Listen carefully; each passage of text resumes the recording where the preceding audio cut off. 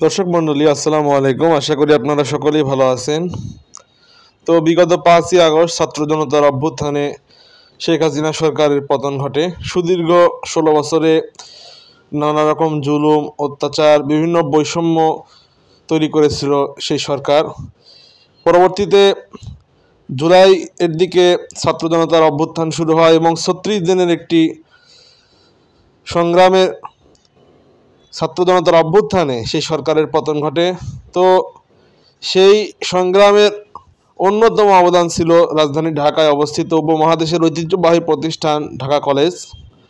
তো বিভিন্ন সংগ্রামে, বিভিন্ন আন্দোলনে এবং বিভিন্ন বৈষম্য প্রতিরোধে, বিভিন্ন ঝামেলা মোকাবিলায় সর্বদা সংগ্রামী ভূমিকায় অবতীর্ণ থাকে উপমহাদেশের ঐতিহ্যবাহী রাজধানীতে অবস্থিত এই প্রতিষ্ঠানটি।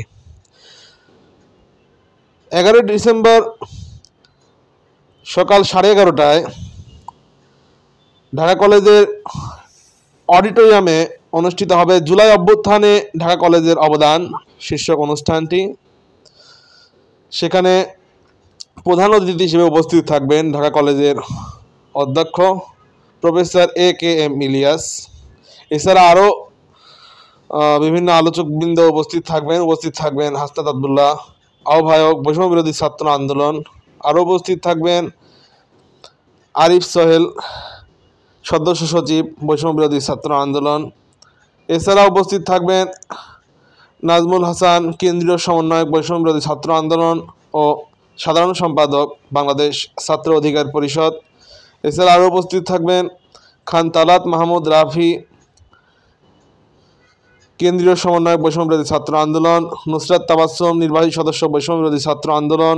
এছাড়া থাকবেন তরিকুল ইসলাম, নির্বাহী সদস্য বৈষম্য বিরোধী ছাত্র আন্দোলন। এছাড়া আরও উপস্থিত থাকবেন মোহাম্মদ রাকিব, নির্বাহী সদস্য বৈষম্য বিরোধী ছাত্র আন্দোলন। এছাড়া উপস্থাপকের ভূমিকায় অবতীর্ণ থাকবেন মঈনুল ইসলাম, নির্বাহী সদস্য বৈষম্য বিরোধী ছাত্র আন্দোলন। সেই অনুষ্ঠানে ঢাকা কলেজ থেকে যে সকল শিক্ষার্থীরা আহত হয়েছিলেন আন্দোলন করতে গিয়ে, তারা তাদের বিভিন্ন ঘটনা স্মৃতিচারণ করবেন। তো অনুষ্ঠানটি অনুষ্ঠিত হবে 11 ডিসেম্বর বেলা 11:30টায়, স্থান ঢাকা কলেজ অডিটোরিয়াম।